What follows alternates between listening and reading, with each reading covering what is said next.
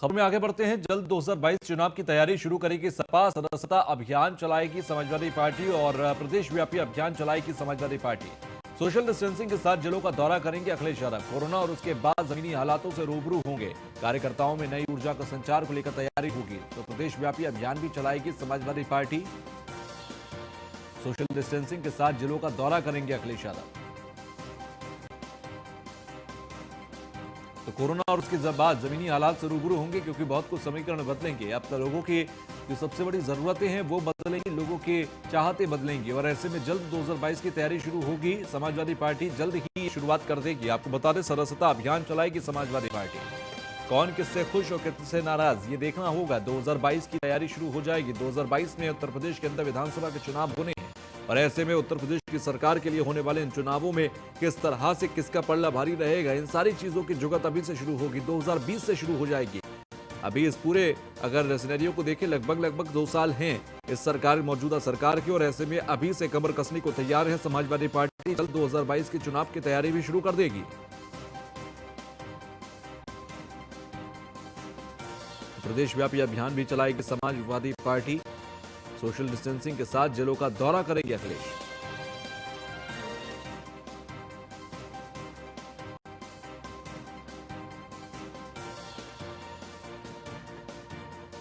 तो कार्यकर्ताओं में नई ऊर्जा के संचार को लेकर तैयारी है। जल्द 2022 चुनाव की तैयारी शुरू करेगी सपा। तो सदस्यता अभियान भी चलाएगी समाजवादी पार्टी।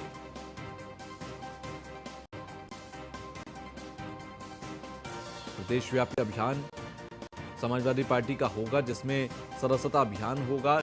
ज्यादा से ज्यादा लोगों को समाजवादी पार्टी की सदस्यता दिलाई जाएगी और उनको समाजवादी के पक्ष में किया जाएगा। तो फिलहाल समाजवाद की विचारधारा को लेकर लोगों के दरवाजे तक, लोगों के पास तक पहुंचेगी समाजवादी पार्टी और लोगों को सदस्यता दिलाएगी।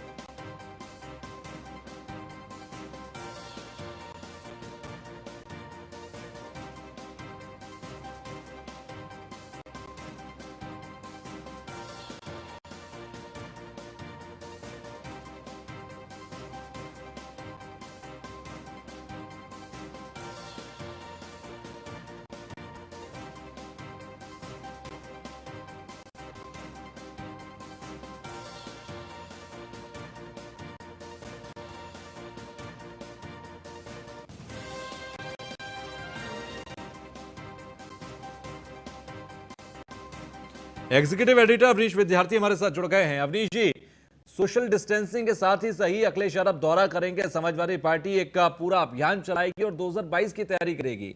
इस बार 2022 के समीकरणों की तैयारी तो होगी जैसे हमेशा होती है, लेकिन क्या समीकरण बदले हुए नजर आएंगे?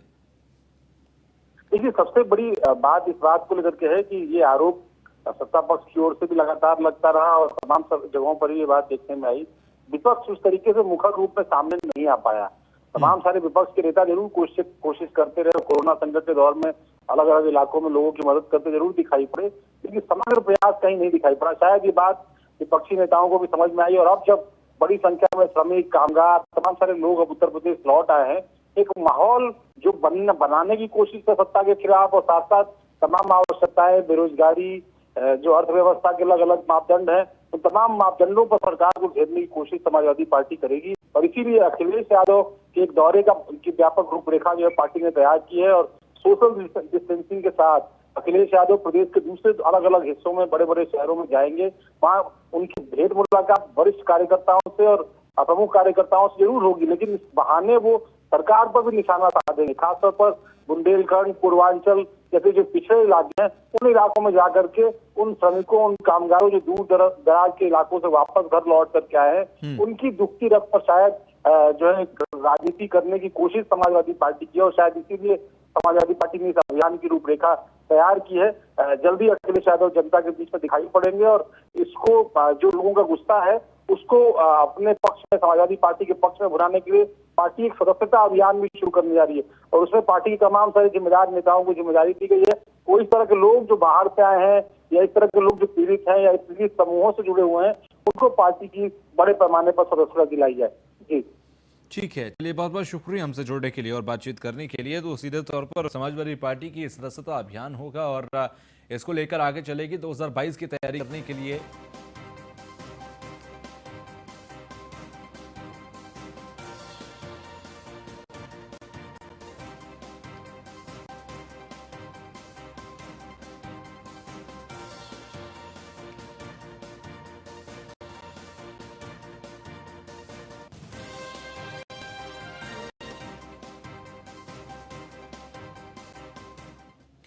खबर गाजियाबाद से है। सेवियर सोसाइटी में मिला कोरोना का मरीज। क्रॉसिंग रिपब्लिक के सेवियर सोसाइटी में मिला है कोरोना का मरीज। आपको बता दें, कानपुर से कैंसर का इलाज कराने के बाद गाजियाबाद लौटा था और इलाज के दौरान टेस्ट कराने पर मरीज यहां पर पॉजिटिव निकला है। तो क्रॉसिंग रिपब्लिक के सेवियर सोसाइटी में मिला कोरोना मरीज फिलहाल कानपुर से कैंसर का इलाज कराने के बाद गाजियाबाद आया और गाजियाबाद में आने के बाद जब टेस्ट किया गया, कुछ लक्षण देखे गए तो फिर ये पॉजिटिव मिला है।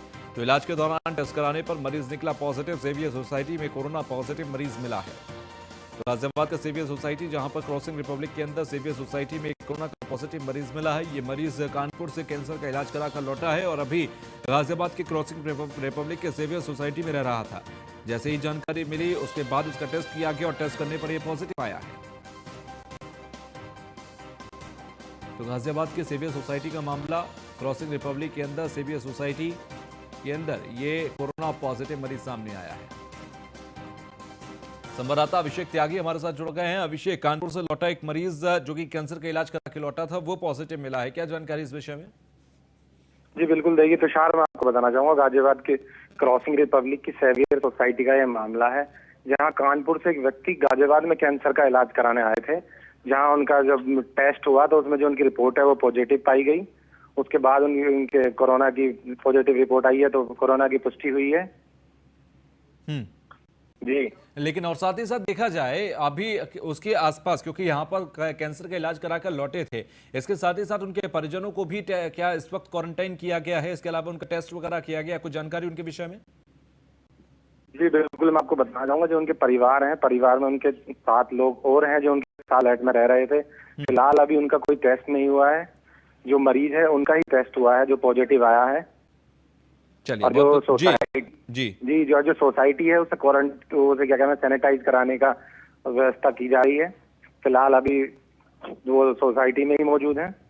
ठीक है, चलिए, बहुत बहुत शुक्रिया हमसे जुड़ने के लिए, बातचीत करने के लिए।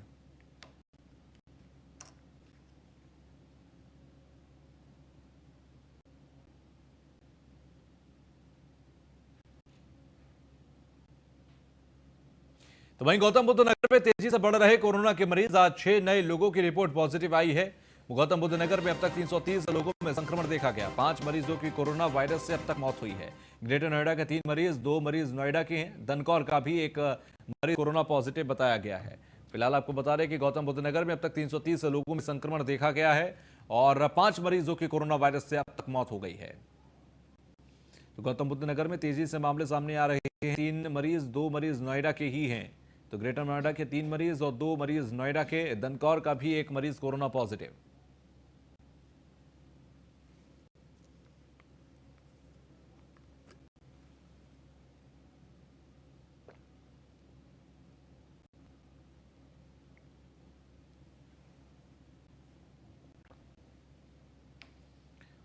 तो 5 मरीज जो कोरोना वायरस रिपोर्ट पॉजिटिव आई है और आपको बता दें कि ग्रेटर नोएडा के 3 और नोएडा के 2 यहां पर मरीज बताए गए। दनकौर का भी एक मरीज कोरोना पॉजिटिव बताया गया है।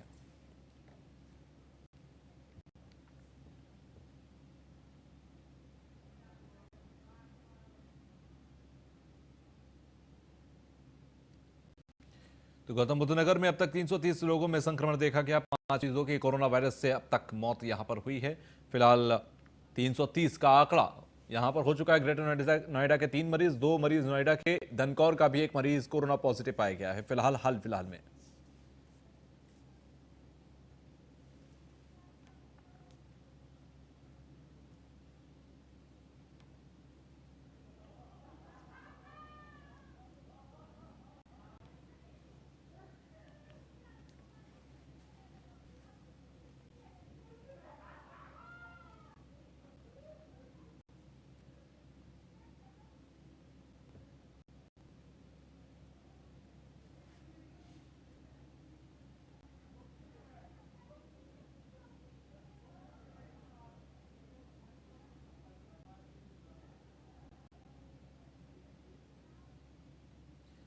खबर हरदोई से है, जहां पर 5 प्रवासी श्रमिक कोरोना पॉजिटिव पाए गए। जिले में अब तक 38 लोगों में कोरोना संक्रमण है। हरदोई में एक्टिव केसेस की संख्या 36 हो गई है। दिन प्रतिदिन बढ़ रही कोरोना पॉजिटिव की संख्या। जिले में अब तक 38 कोरोना से लोग संक्रमित बताए गए हैं। तो जिले में अब तक 38 लोगों में संक्रमण है। हरदोई के अंदर एक्टिव केसेस की संख्या 36 हो गई है। तो दिन प्रतिदिन बढ़ रही कोरोना पॉजिटिव की संख्या और हर दिन यहां पर कुछ मरीज सामने आ रखे हैं। हरदोई में 5 प्रवासी श्रमिक कोरोना पॉजिटिव पाए गए हैं। हाल फिलहाल आपको बता दें, हर दिन यहां पर कोरोना संक्रमितों की संख्या बढ़ रही है। जिले में अब तक अगर देखें तो 38 लोगों में कोरोना का संक्रमण अभी तक सामने आया है।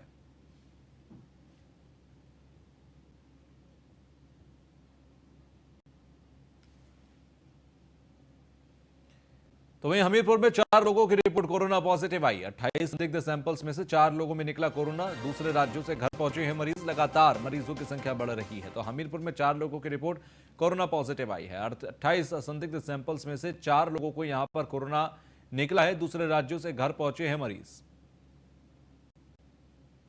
तो लगातार बढ़ रही है मरीजों की संख्या। ब्रेक के बाद खबर हरदोई से है। आरएसएस नेता की गुंडाई देखने को मिली। बेटी का रिश्ता टूटा तो दिखाई दादागिरी। युवक और उसके पिता को बंधक बनाकर निवस्त कर मुर्गा बनवाकर पिटाई की। वीडियो सोशल मीडिया पर वायरल हुआ और लखीमपुर के पीलिया निवासी रमेश चंद्र गुप्ता ने अपने बेटे विनय गुप्ता की शादी की बात 3 साल पहले हरदोई के आरएसएस नेता कैलाश नारायण गुप्ता की बेटी से की थी, पर कुछ कारणों से विनय गुप्ता ने शादी से इनकार कर दिया, जिसके बाद से संघ नेता कैलाश नारायण गुप्ता विनय गुप्ता और उनके परिवार से नाराजगी मानने लगे। इस बीच दिसंबर 2019 में विनय गुप्ता की शादी हरदोई के कन्हैयालाल गुप्ता की बेटी से तय हो गई। गोद भराई की रस्म भी हो गई, पर फरवरी 2020 में कन्हैयालाल गुप्ता ने शादी से इनकार कर दिया। शनिवार दोपहर में लखीमपुर के से रमेश चंद्र गुप्ता अपने बेटे विनय के साथ हरदोई आए। कन्हैयालाल गुप्ता से समझौते और जेवर वापस करने की बात कहने लगे। आरोप है कि दोनों ओर से सामान एक दूसरे को वापस करने के बाद संघ के पदाधिकारी रहे कैलाश नारायण गुप्ता और उनका बेटा वहां आया। समझौते के बाद अब घर जा रहे रमेश चंद्र गुप्ता और उनके बेटे को अपनी मंडी में स्थित दुकानों में बंधक बनाकर ले गए, जहां उन्होंने पिता बेटे को निर्वस्त कर मुर्गा बनवाया, साथ ही मारपीट की। भद्रता का वीडियो सोशल मीडिया पर वायरल हुआ। मामले की शिकायत पुलिस से की गई है और पुलिस ने जांच बाद कार्रवाई करने की बात कही है। 6 दिसंबर को हमारा रिश्ता कन्हैयालाल जी के वहाँ फिक्स हुआ था। 6 दिसंबर को वहाँ पर गोद भराई हुई थी। उसके बाद फरवरी में उन्होंने मना कर दिया कि हम रिश्ता नहीं करेंगे। तो हमारी उनसे बराबर फ़ोन पर बात होती थी। उन्होंने कहा आप लोग आ जाइए हरदोई और अपना जो है सामान, हमने कहा हमारा सामान हमको दे दीजिए और आप जो खर्चा हुआ है गोद भराई में वो आप ले लीजिए। तो आज उन्होंने हमको राम जानकी मंदिर में बुलाया। हम राम जानकी मंदिर में गए और वहाँ पर उन्होंने बताया हमारा 55,000 रुपये खर्च हुआ है। तो पैसा उनका कम ही खर्च हुआ था, लेकिन उन्होंने 55,000 बताया। तो वहाँ पर जो बैठे हुए लोग थे उन्होंने कहा 40,000 दे दो। तो हमने उनको 40,000 दे दिया। उन्होंने हमारा जेवर वापस कर दिया। इतने में कैलाश और उनके बेटे लोग आ गए और लकी और मनोज नाम के लोग हैं वो लोग आ गए। उन लोगों ने हम लोगों को राम जानकी मंदिर से पकड़कर अपनी आड़त पे ले गए, दुकान पे। वहाँ पर हम लोगों को निर्वस्त्र कर दिया, मारा पीटा और बहुत ही बेइज्जती हम लोगों की की। उनसे क्या वजह थी? वो पहले हम अपनी बेटी का रिश्ता हमारे लिए लेकर आए थे। उनकी बेटी हमको पसंद नहीं आई थी, तो हमने शादी के लिए इनकार कर दिया था। उसी की खुंदक आज उन्होंने हमसे निकाली है कि हमारी बेटी से रिश्ता इन्होंने क्यों नहीं किया। किसको मारा है? हमको मारा। और हमारे ये लखीमपुर जनपद के पलिया कला से कुछ लोग यहाँ आए थे, जिनकी बेटे की शादी का प्रकरण यहाँ तय हुआ था और कैंसिल होने के बाद आज उनका लेन देन हो रहा था। उसी बीच में पूर्व में भी इनकी शादी तय हुई थी यहाँ ही किसी दूसरे मंडी के आड़ती के बेटी से। उसी में मारपीट भी है और संबंध में कुछ लोग यहाँ कोतवाली पर मौजूद हैं जो तहरीर देंगे और तदनुसार कार्रवाई कराएंगे। अब मामला हरदोई रेलवे स्टेशन पर हुए जमकर हंगामे की है, यानी कि श्रमिकों और आरपीएफ के जवानों के बीच जमकर हंगामा हुआ। मुंबई से गोरखपुर जा रही थी श्रमिक एक्सप्रेस ट्रेन और रेल नीति मांगने को लेकर विवाद हुआ। रेलवे ट्रैक पर श्रमिकों ने हंगामा किया। तो रेल नीति मांगने को लेकर यह विवाद हुआ। अब यह तस्वीर हम आपको दिखा रही हूं। उसी दौरान के श्रमिकों और आरपीएफ के जवानों के बीच की ये झड़प की तस्वीर हम आपको दिखा रहे हैं, जहां पर रेल नीति मांगा जा रहा था और रेल नीति मांगने के दौरान ही यहां पर आरपीएफ के जवानों के साथ झड़प हुई। इसके बाद पटरी पर ही बैठ गए ये तमाम श्रमिक।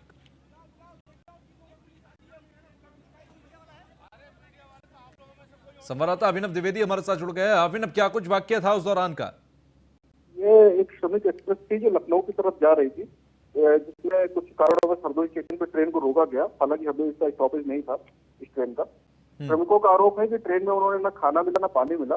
हरदोई स्टेशन पे वो रेलवे नीर लेने के लिए उन्होंने जैसे स्टेशन पर उतरे तो आरपीएफ ने उनके ऊपर डंडे बरसा दिए और उनके साथ अपहत्या की, जिससे श्रमिकों ने उग्र होकर आंदोलन वहां पे बहुत ही हंगामा किया और रेलवे ट्रैक पर बैठ गए।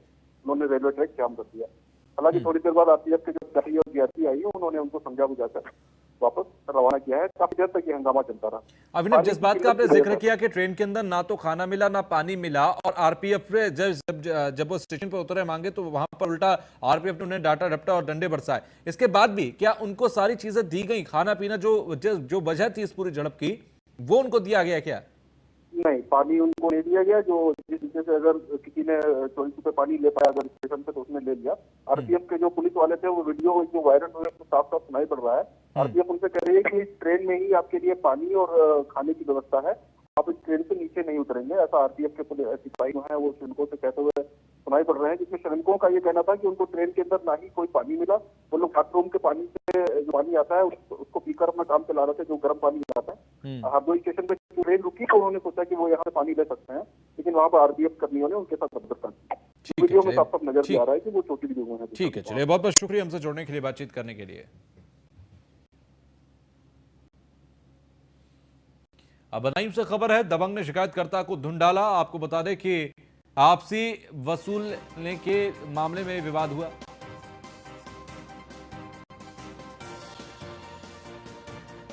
वीडियो वायरल, किसान ने मनमाने ढंग से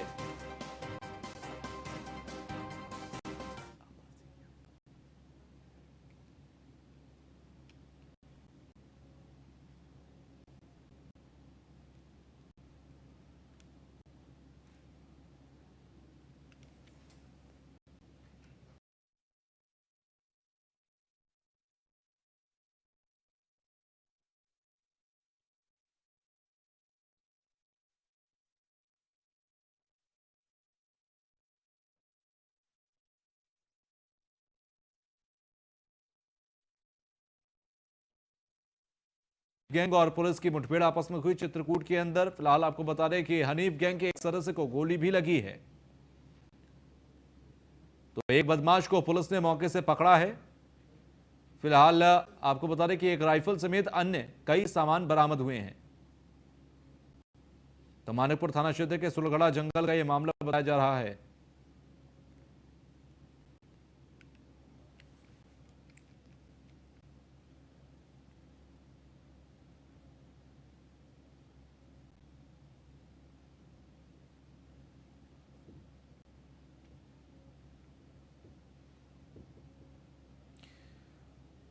खबर बदायूं से है, जहां पर दबंग ने शिकायतकर्ता को धुन डाला और आपसी पैसे के मामले को लेकर यह विवाद हुआ था। वीडियो वायरल हुआ, किसान ने मनमाने ढंग से अपना शुल्क वसूला था और इस बात की शिकायत भी की थी। पुलिस ने चौकी दबतोरी पुलिस को मामले की शिकायत की। पुलिस ने उल्टा किसान पर ही फैसले का दबाव बनाया।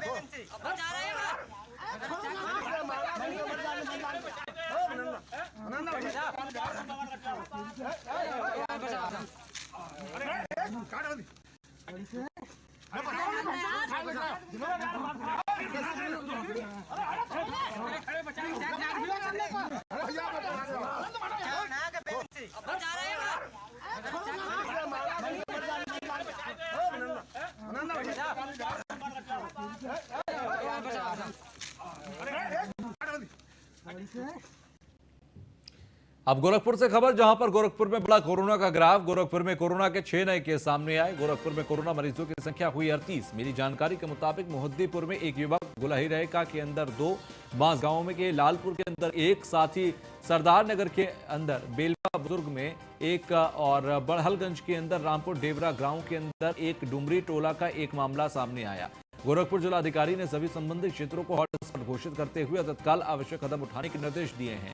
इस जांच रिपोर्ट के आने के बाद संबंधित क्षेत्रों में हड़कंप की स्थिति देखी गई। तो गोरखपुर में कोरोना मरीजों की संख्या 32 हो गई है। कुछ और नए मामले सामने आए हैं, जिसके बाद प्रशासन के हाथ पांव फूलते नजर आए हैं।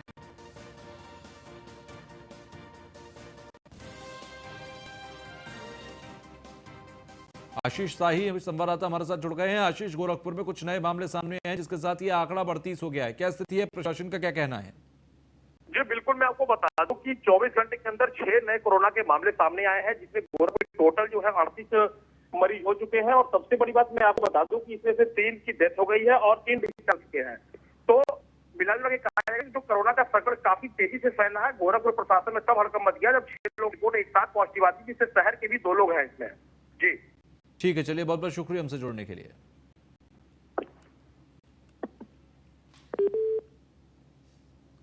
तो गोरखपुर में कोरोना के 6 नए मामले सामने आए हैं और फिलहाल गोरखपुर में अब कुल संख्या 38 हो गई है।